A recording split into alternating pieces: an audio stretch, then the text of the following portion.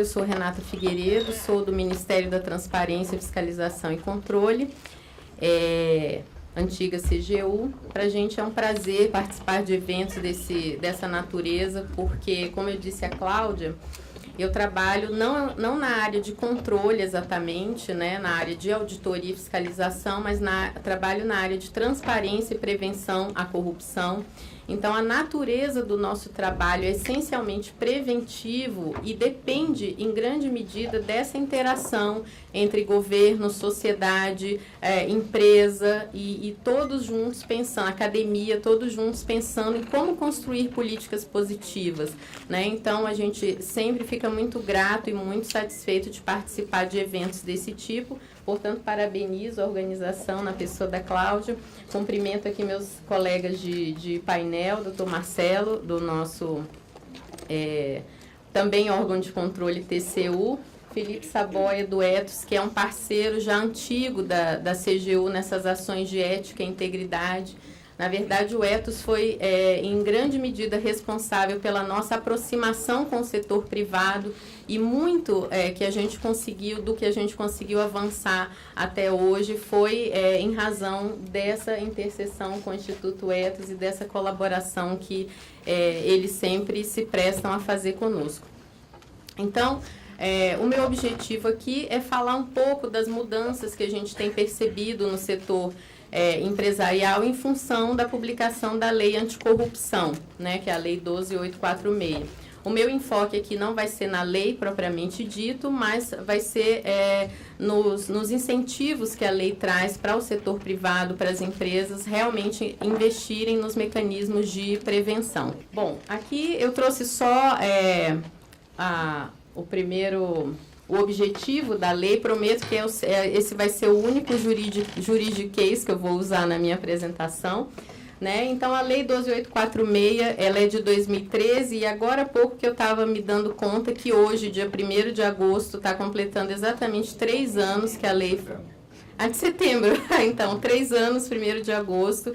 A lei fez 3 anos de que foi publicada, ela entrou em vigor em janeiro de 2014, e de lá para cá a gente vem tentando aprimorar esses mecanismos, especialmente os mecanismos de prevenção que a lei traz, né? Então, a lei ela instituiu no arcabouço jurídico brasileiro a responsabilização objetiva das pessoas jurídicas, né? A gente usa empresas, mas na verdade a lei fala de pessoas jurídicas, pela prática de atos lesivos cometidos em seu interesse ou benefício contra a administração pública, seja ela nacional ou estrangeira.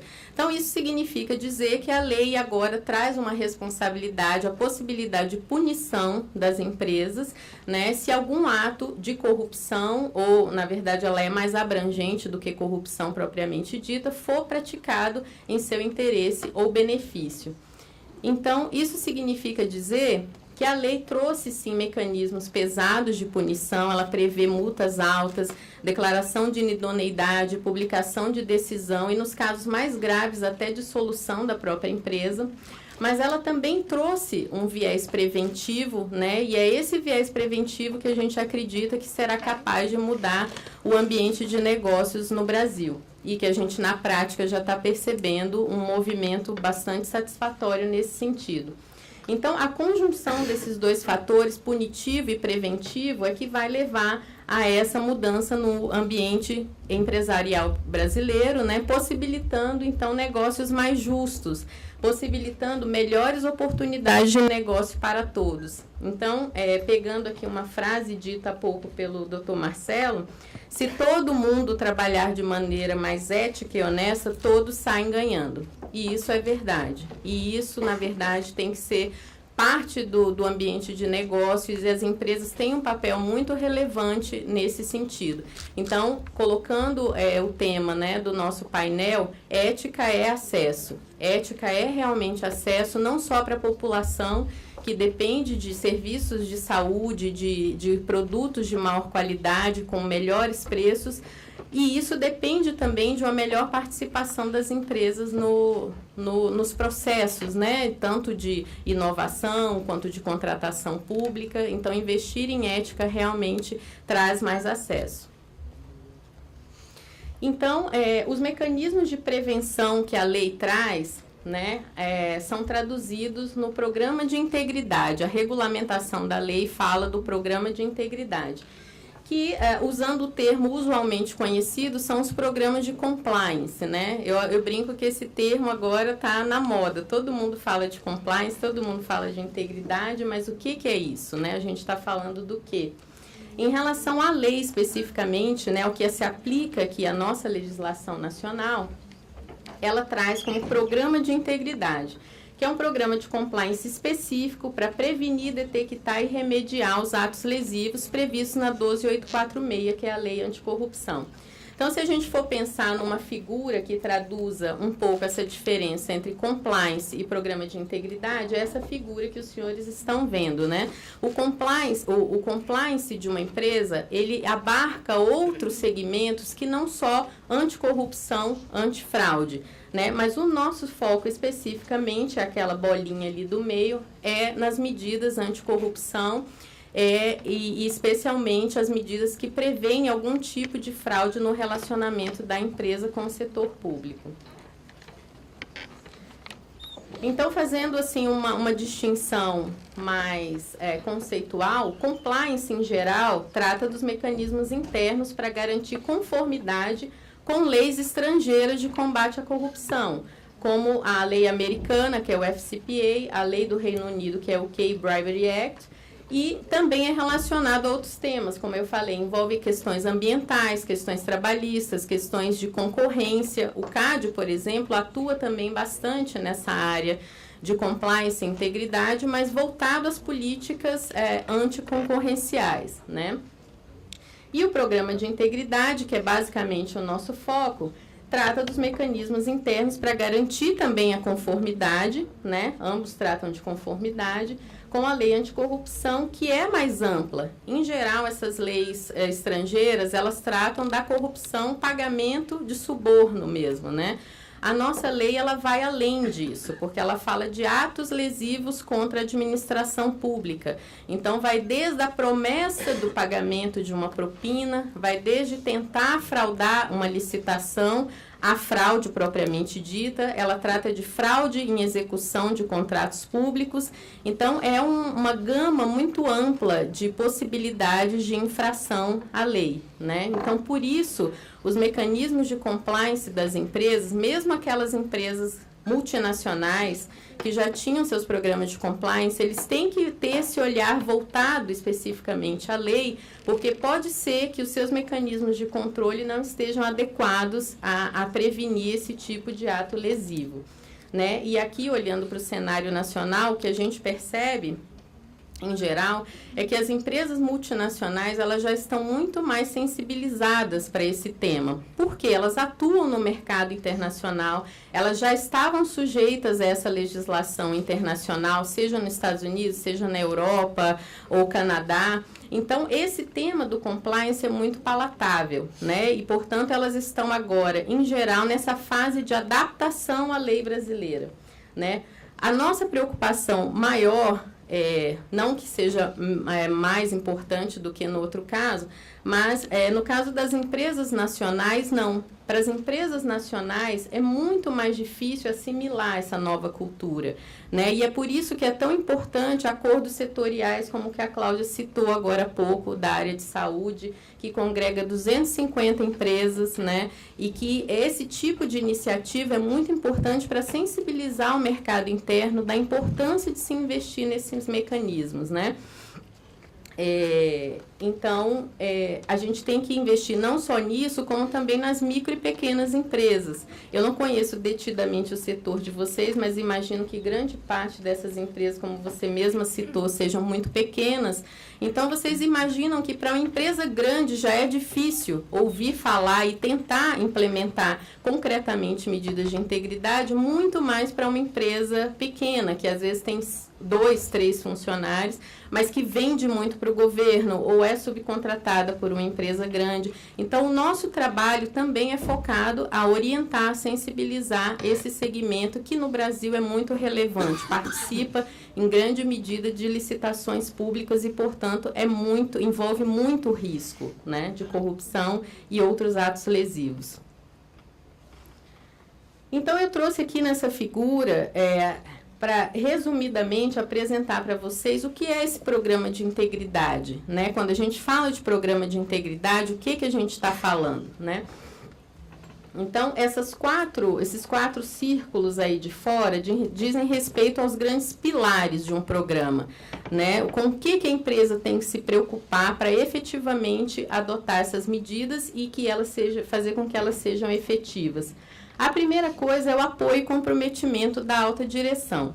Não existe programa de compliance ou programa de integridade sem que a alta administração da empresa esteja integralmente envolvida e apoiando e dando o exemplo, né? Não só fazendo discurso sobre ética, porque eu comentava também com o Dr. Marcelo, que o principal desafio em relação à ética é sair do discurso, né? Então, nós temos realmente que implementar e temos maneiras de fazer isso, implementar medidas concretas. Então, quando a gente fala de comprometimento e apoio da alta administração, não significa dizer que o presidente da empresa vai só ficar no discurso e ele, pessoalmente, ou os diretores da empresa não vão dar o exemplo, né? O comprometimento, ele vai além do discurso, ele tem que ir para a prática, ele tem que demonstrar realmente que aquela empresa não tolera a corrupção e que ela está empenhada em fazer negócios de forma mais ética.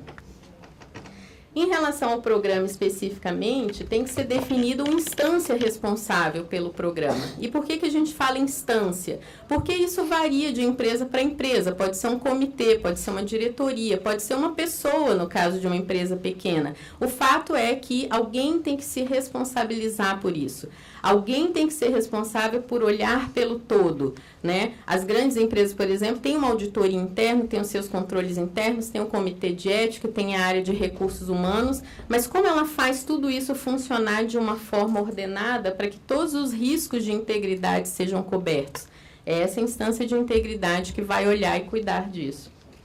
Análise de riscos, né? Isso é fundamental principalmente para um setor como o de vocês, que interage muito com o setor público, seja vendendo para o governo, seja na parte de regulação, seja na parte de controle, né? A empresa tem que conhecer o ambiente de negócios onde ela está inserida, porque não existe também um programa de compliance efetivo que não esteja associado aos riscos da empresa, né? Não adianta a empresa comprar um pacote, eu vou contratar uma consultoria e comprar um pacote pronto que ela importou de outra empresa, eu vou copiar e implementar aqui. Não, isso não vai funcionar, não vai ser efetivo. É claro que copiar boas práticas faz parte de tudo, qualquer tipo de projeto e iniciativa bem-sucedida, mas ela precisa se conhecer, né? As medidas de integridade, as políticas da empresa, os treinamentos da empresa, eles têm que ter um olhar voltado para os riscos específicos que ela enfrenta.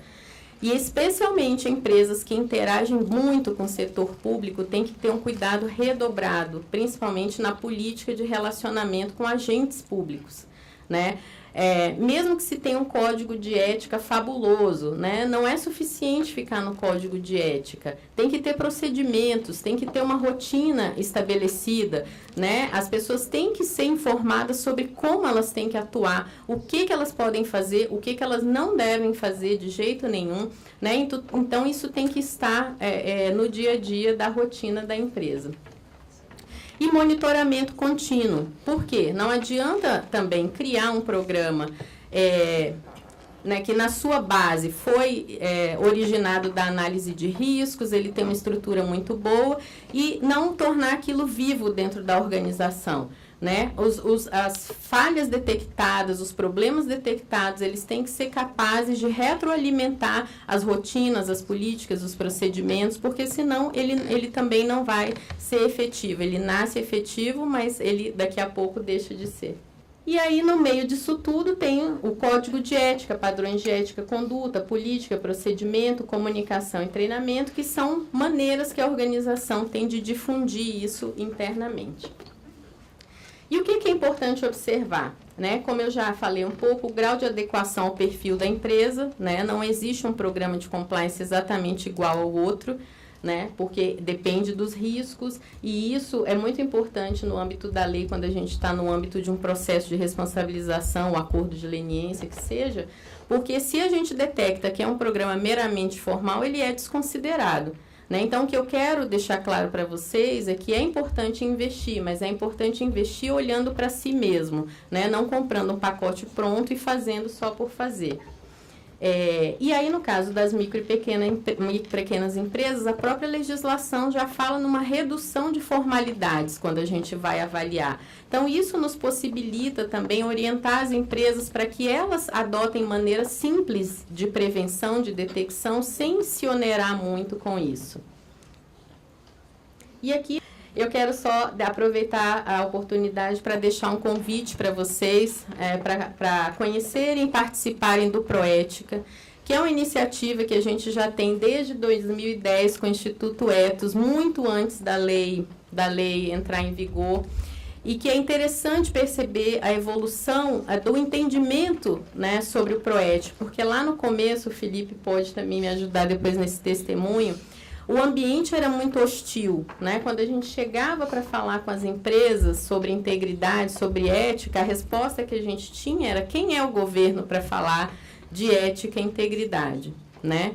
Então, a gente recebia isso, mas foi construindo essa relação de confiança que hoje a gente tem quase 200 empresas candidatas ao Proética, que é realmente um importante instrumento para aquela que deseja trilhar um caminho, né, realmente consistente. No site da CGU a gente tem todas as orientações, desde como participar, como implementar as medidas, temos guias de integridade. Então, o Proética 2016, o resultado vai sair agora em novembro, também já aproveito a convidá-los para a terceira conferência da Lei da Empresa Limpa, que vai acontecer aqui em Brasília esse ano, agora em novembro, onde a gente vai divulgar as empresas Proética, mas vocês podem também já começar a se preparar para o Proética 2017. A gente faz questão de dar total transparência sobre os critérios, sobre as formas de implementação das medidas para ter o máximo de empresas aderentes à iniciativa.